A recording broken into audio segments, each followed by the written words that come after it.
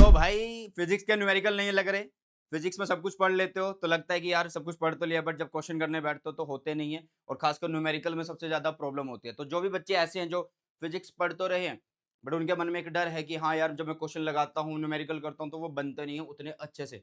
ठीक है, तो आप सभी का ये डर, ये मुश्किल इस वीडियो के बाद खत्म हो जाएगा। बस आपको क्या करना है, इस वीडियो को पूरा देखना है और जो बात मैं इसमें बताऊंगा उसको अच्छे से अप्लाई करना है।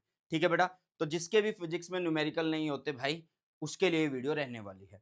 और देखो एक बात मैं आप लोगों को बता दूं कि फिजिक्स एक ऐसा सब्जेक्ट है कि मोस्टली इसमें कॉन्सेप्चुअल और न्यूमेरिकल बेस्ड क्वेश्चन बनते ही बनते हैं ना। तो जो न्यूमेरिकल पोर्शन है अगर वही हमारा गलत हो जाए तो कहीं ना कहीं स्कोर फिर आपका यहाँ से यहाँ चला जाता है। तो भाई डरो नहीं, जो मेथड बताऊंगा उसको अच्छे से यूज कर लेना। ठीक है, सबसे पहले आपको क्या करना है, टेलीग्राम चैनल बेटा सुनील नगड़ा सर के नाम से इसको ज्वाइन कर लेना। अगर आप क्लास 12 फिजिक्स के रिगार्डिंग कुछ भी कंटेंट चाहते हैं, चाहे वो फ्री लाइव क्लास हो, चाहे वो नोट्स हो, लेक्चर नोट्स हो, फॉर्मूला शीट हो, सब के सब आप लोगों को यहाँ पे मिलने वाले हैं। इवन क्लास 11 फिजिक्स के लिए भी। ठीक है, मैं जेई जेई एडवांस के नोट्स प्रिपेयर कर रहा हूँ भाई, वो भी पोस्ट कर दूंगा वहाँ पे। ओके, ठीक है, तो आपको ये टेलीग्राम चैनल जरूर से ज्वाइन कर लेना चाहिए। तो सबसे पहले मैं आप लोगों को बोलूंगा कि क्लास 12 फिजिक्स में अगर हो तो प्रैक्टिस के लिए आपको बुक तो जरूर चाहिएगी। और बुक आप लोगों के सामने है यार, ओसवाल गुरुकुल की तरफ से आती है, ये दी बेस्ट बुक है। अभी के अभी ऑर्डर कर दो और लिंक डिस्क्रिप्शन में है। देखो यार, बहुत सारे बच्चे बोलते हैं कि इस बुक का जो प्राइस है वो 1100 है या 1000 है। बेटा इस एक सिंगल बुक के अंदर आपको इंग्लिश, फिजिक्स, केमिस्ट्री, मैथ्स ये सब मिल रहे हैं। सिमिलरली आप इंग्लिश, फिजिक्स, केमिस्ट्री, बायो का कॉम्बो खरीद सकते हैं। तो आपको 1000 में अगर कोई बुक पढ़ रही है तो वो 4 सब्जेक्ट के लिए पढ़ रही है, तो 250 की एक पड़ी यार आप लोगों को। ठीक है, तो बाकी से बहुत सस्ती है। और दूसरी बात, सस्ती के साथ साथ इसमें बहुत सारे अच्छे अच्छे कॉम्पिटेंसी बेस्ड क्वेश्चन हैं, प्रीवियस ईयर क्वेश्चन है, नए क्वेश्चन है, कोई मिस्टेक नहीं है। तो लिंक डिस्क्रिप्शन में है। मेरे ख्याल से तो जरूर से आपको ये खरीदनी चाहिए, क्योंकि क्वेश्चन प्रैक्टिस करनी तो एक बेस्ट बुक आपके पास होनी चाहिए, और ये है। ठीक है बेटा, तो अभी बात कर लेते हैं कि हमें जो न्यूमेरिकल्स है भाई वो कैसे सोल्व करने हैं। ठीक है, मतलब जिनके न्यूमेरिकल नहीं होते तो वहाँ पे बच्चे क्या गलती करते हैं, क्या चीज़ें उन्हें करनी चाहिए, क्या नहीं करनी चाहिए, उनके ऊपर बात कर लेते हैं। देखो यार, तो हमें सबसे पहली बात कि न्यूमेरिकल को एकदम से सीधा ऐसे सॉल्व नहीं करना चाहिए कि हाँ भाई, मान लो तुम्हें कोई चैप्टर है या कोई तुम्हारा मन कर रहा है पढ़ने का, तो ये नहीं कि सीधा तुम उसके न्यूमेरिकल पे पहुंच जाओ और न्यूमेरिकल सॉल्व करने स्टार्ट कर दो। भाई सबसे पहले आप टॉपिक पढ़ो। ठीक है, डीप स्टडी करनी है आपको हर एक टॉपिक की, जो भी चैप्टर आप पढ़ रहे हो। कोई भी चैप्टर है किसी के ऊपर अगर आपको न्यूमेरिकल करने हैं तो उसके पहले आप जिस भी टॉपिक के ऊपर क्वेश्चन लगाना चाहते हो उस टॉपिक की बिल्कुल अच्छी नॉलेज, बिल्कुल डीप नॉलेज आप लोगों को होनी चाहिए। और आपको पता है कि पिछले 2-3 साल से जो पेपर है भाई उसका लेवल दिन ब दिन या साल दर साल जो है भाई वो बढ़ता जा रहा है। तो इसलिए डीप स्टडी करनी पड़ेगी। कोई चीज़ अगर ऐसी लगती है कि भई ये डिलीटेड है, पढ़ डालो यार, टॉपिक से रिलेटेड है तो पढ़ डालो। तो न्यूमेरिकल करने से पहले आपको क्या करना है, हर एक टॉपिक की अच्छे से स्टडी करनी है, बिल्कुल डीप में स्टडी करना है। डुबकी लगा के बिल्कुल उसके लास्ट तक जाना है और फिर ऊपर आ जाना है, अपने न्यूमेरिकल फिर सॉल्व करने हैं। मतलब कॉन्सेप्ट बिल्कुल अच्छे से पी जाना है बेटा जी। ठीक है, सबसे पहला पॉइंट तो ये है। और बहुत सारे बच्चे यही करते हैं कि चैप्टर मान लो अगर उन्होंने आज पढ़ लिया, रिवीजन कर ली, 5-7 दिन 10 दिन निकलेंगे फिर उसके न्यूमेरिकल करने स्टार्ट करेंगे। अरे भाई नहीं, ऐसे थोड़ा होता है। अब पहले उसके टॉपिक्स अच्छे से कर लो, उसके बाद आपको करना क्या है, फिर जब भी आप टॉपिक के न्यूमेरिकल करने बैठो तो आपको फॉर्मूला रिवाइज करने हैं। और ये नहीं है कि जिस दिन आप टॉपिक के न्यूमेरिकल करने बैठे सिर्फ उसी दिन आप फॉर्मूला को रिवाइज कर रहे हो, नहीं। मान लीजिए आपने चैप्टर 10 दिन पहले पढ़ा था, आज आपका मन है कि चलो यार मैं एक बार फॉर्मूला मतलब न्यूमेरिकल लगा लेता हूँ आज, है ना। तो आपको फॉर्मूला रिवाइज कर लेने हैं आज। ठीक है, सिर्फ रिवाइज करने से कुछ नहीं होगा। आप रिवाइज करो, उसकी हर एक टर्म को समझो, उसमें जो भी वेरिएबल आ रहा है उसको समझो, उसके बाद उनको खुद से लिख के देखो। किसी पर्टिकुलर टॉपिक के आपको क्वेश्चन करने हैं, उसके न्यूमेरिकल पहले से मतलब फॉर्मूला को पहले लिख-लिख के देख लो कि हाँ यार, इसमें हर एक टर्म का मतलब मुझे पता है या नहीं पता है, वेक्टर फॉर्म है तो कैसे डायरेक्शन लेते हैं और कैसे बताते हैं, कुछ भी, हर एक चीज़ को अच्छे से देख लेना। दूसरी बात, अब ये नहीं है कि जिस दिन आपने न्यूमेरिकल करे, सिर्फ उसी दिन आपने बस क्वेश्चन लगाए और मतलब उसी दिन आपने फॉर्मूला रिवाइज करे और आपका काम चल गया, बस बात खत्म, नहीं। फॉर्मूला शीट को तो भाई चिपका लो अपने स्टडी रूम के अंदर। ठीक है, या घर में, या जो भी आपको कॉपी रजिस्टर लगता है ना कि इस पे मैं ज़्यादा टाइम लगाता हूँ, ज़्यादा टाइम वो मेरे सामने रहती है, तो उसके ऊपर लगा दो यार अपनी फ़ॉर्मूला शीट को। अगर फ़ॉर्मूला शीट नहीं बनाई हुई तो बना लो, अगर नहीं बनाने का मन है तो भाई टेलीग्राम चैनल से उठा लो, बिल्कुल फ्री ऑफ कॉस्ट पड़ी है। मैंने पीडीएफ अपलोड कर रखी है, देख लेना। ठीक है, तो फ़ॉर्मूला रिवाइज़ रिवाइज़ ज़रूर करना चाहिए आप लोगों को जब भी आप कोई भी टॉपिक कर रहे हो। और मैं बोलूँगा कि इसकी स्पेस्ड रिवीज़न करते रहना। जैसे आज फ़ॉर्मूला रिवाइज़ करें टॉपिक के, 5-7 दिन बाद फिर से रिवाइज़, फिर से रिवाइज़, फिर से रिवाइज़।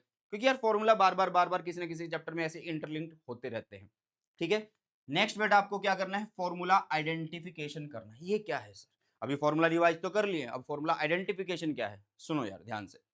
अब मान लीजिए आपके पास है एक रेजिस्टेंस का फॉर्मूला जो कि है क्या, रो एल बाय में ए है बेटा जी, ठीक है। और रो का फॉर्मूला आपको पता ही होता है कि एम अपॉन में एन ई स्क्वायर टाउ होता है ना। तो आप इसमें पुट करके आर का फॉर्मूला बना सकते हो। इसके अलावा आपको पता है कि वी इज इक्वल टू होता है आई आर, और वहां से आप आर निकालोगे तो वी बाय में आई होगा। मान लीजिए आपके पास कोई क्वेश्चन दिया हुआ है, उसमें पूछा है कि रेजिस्टेंस निकालो, ठीक है, उसमें पूछा है रेजिस्टेंस निकालो। तुम सोचोगे यार रेजिस्टेंस का कौन सा फॉर्मूला लगाओ, पहले दिमाग में हिट करना चाहिए कि यार रेजिस्टेंस अगर पूछा है इसने तो कौन सा फॉर्मूला लगाना पड़ेगा ना। कि रेजिस्टेंस के तो दो फॉर्मूले होते हैं भाई, एक होता है रो एल बाय ए, एक होता है R is equal to V by I. तो तो इसका पता कैसे लगेगा, आप क्वेश्चन जब पढ़ो उसको पहले तो धीरे धीरे पढ़ो और उसमें पहले गिवन चीजों को लिखो, गिवन चीजों को लिखो सिंबल फॉर्म में। ठीक है, मान लो उसने क्वेश्चन में दे रखा है कि इलेक्ट्रिक फील्ड वहां पे इतना है, वहां पे वी इतना है, ठीक है, या कुछ भी जो भी चीजें वो दे रहा है, या अगर वो लेंथ के बारे में बात कर रहा है कि लेंथ पहले एल है फिर वो डबल कर दी गई है, तो ऐसे सिंबल फॉर्मेट में लिखो। तो आपको सिंबल फॉर्मेट में लिखने से क्या चीज क्लियर होगी, आपको एकदम से ये तो पता लग गया कि क्या चीज फाइंड आउट करनी है। अब आपको दिमाग में रखना कि यार दो फॉर्मूले हैं, एक ये है एक ये है। अगर लेंथ से रिलेटेड बातें करी गई हैं, एरिया वगैरह बोला गया तो भाई ये वाला फॉर्मूला लग जाएगा। अगर वी और आई का ही रिलेशन हो रहा है, मतलब उनका ही जिक्र हो रहा है, तो ये वाला फॉर्मूला लग जाएगा। तो इस तरीके से आपको हर एक क्वेश्चन का फॉर्मूला आइडेंटिफाई करना है बेटा जी, ठीक है। जरूरी नहीं है कि ये है, ऐसे बहुत सारे केस हो सकते हैं। मान लीजिए अगर हम बात करें V D is equal to magnitude में मैं बात कर रहा हूँ, small E capital E tau by में एम हो गया, और एक होता है I is equal to A N E V D. तो भाई अगर आपको इलेक्ट्रिक फील्ड, रिलैक्सेशन टाइम और बाकी चीजें तो देने की जरूरत भी नहीं है, क्योंकि इलेक्ट्रॉन का मास और इलेक्ट्रॉन की वैल्यू तो वो तुम्हें पता ही होगी। इलेक्ट्रिक फील्ड और टाउ अगर दिया हुआ है तो आप सीधा सा है कि ड्रिफ्ट वेलोसिटी यहाँ से निकाल सकते हैं, या फिर यहाँ से निकाल सकते हैं। या एक और चीज हो सकती है क्या भाई, जैसे कि हमें मोबिलिटी पता है कि वी डी बाई में ई होगा, है ना, वी डी बाई में ई होगा, तो V D is equal to क्या होने वाला, म्यू ई। अगर आपको मोबिलिटी और इलेक्ट्रिक फील्ड दे रखा है तो आपको वी डी यहाँ से मिल जाएगा। तो पहले सिंबल फॉर्म में सारी चीजें लिख लो कि क्या क्या गिवन है, फिर सोचोगे यार इसके कितने फॉर्मूले हमने इस चैप्टर में पढ़े थे, सोचोगे कैसे, क्योंकि रिवाइज कर रखे हैं, ठीक है, और फिर एकदम से पता लग जाएगा, फिर तो कैलकुलेशन हो जाएगी इजीली, ठीक है बेटा। अब मैं ये नहीं बोलूंगा कि तुम यहाँ पे 2 दूनी 4 करना सीख लो, वो तो तुम्हें आता ही होगा जब क्लास 12th में हो। ओके बेटा, इसके अलावा जो लास्ट चीज आती है, जो सबसे मेन है, हम गलती क्या करते हैं, हमारा टीचर अब हमें 1-2 क्वेश्चन कराता है, हम भी उन्हीं को करते हैं और साइड में रख देते हैं, फिर बोलते हैं कि सर क्वेश्चन नहीं हो रहे, जो आपने कराए थे वही हुए हैं, उसके अलावा कुछ नहीं हो रहा। भाई सुनो, क्लास में टीचर आप लोगों को 10, 20, 30 क्वेश्चन करवा सकता है, लेकिन उसके ऊपर जो और टाइप्स बन सकती हैं या और ज्यादा क्वेश्चंस की प्रैक्टिस होगी, वो तुम्हें खुद से करनी होगी, सेल्फ स्टडी बढ़ानी होगी, ठीक है। तो स्टार्ट करने होंगे ज्यादा से ज्यादा न्यूमेरिकल आपको करने, और एकदम से हार्ड की तरफ नहीं जाना, लेवल 1, 2, 3 इस तरीके से जाना। सर ऐसे कैसे, भाई इजी की तरफ चलो, पहले इजी वाले करो। इजी वाले कौन से करें भाई, एनसीईआरटी के सोल्ड एग्जाम्पल कर लो, ठीक है, एनसीईआरटी के सोल्ड एग्जाम्पल कर लो बेटा जी, ठीक है। उसके बाद कौन से क्वेश्चन करें, एक्सरसाइज प्लस पीवाईक्यू कर लो, ठीक है, एक्सरसाइज प्लस पीवाईक्यू कर लो। सर उसके बाद लेवल 3 क्या करें, लेवल 3 बेटा जी मैं आपको बोलूंगा कि आपको जेई मेंस के पिछले 3 से 5 साल के पीवाईक्यू जरूर से लगाने चाहिए, ठीक है, जेई मेंस के।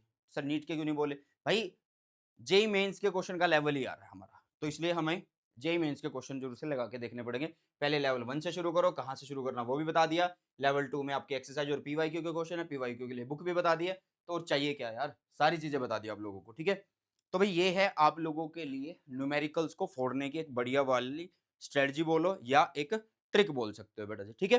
तो अगर आप इस तरीके से चलोगे तो 101% आपके सारे के सारे जो क्या कहते हैं न्यूमेरिकल बनना शुरू हो जाएंगे। और ऑलरेडी इस चैप्टर नहीं, चैनल के ऊपर न्यू वन शॉट सीरीज आ रही है, चल रही है, और 3 चैप्टर आ चुके हैं, चौथा चैप्टर बिल्कुल जल्दी आने वाला। और जल्दी जल्दी हम लाते हैं यार चैप्टर्स को, फिर जल्दी जल्दी सिलेबस करा के मैं भी आपको क्वेश्चंस की सीरीज स्टार्ट करवा दूंगा यहाँ पे, ठीक है। और इसके अलावा आपको क्या चाहिए चैनल के ऊपर, तो वो बता के जाना कमेंट सेक्शन के अंदर। और आजकल यूट्यूब के ऊपर यार एक फीचर आ गया है, वो हाइप वगैरह देने का, तो हाइप वगैरह कर दिया करो, ठीक है, तो उससे वीडियो थोड़ी ठीक चलेगी और ज़्यादा बच्चों तक जाएगी फिर, ठीक है। चलिए, तो इसी के साथ इस वीडियो सेशन को करते हैं समाप्त और मिलते हैं जल्दी से नए सेशन में। टेक केयर, जय हिंद, वंदे मातरम।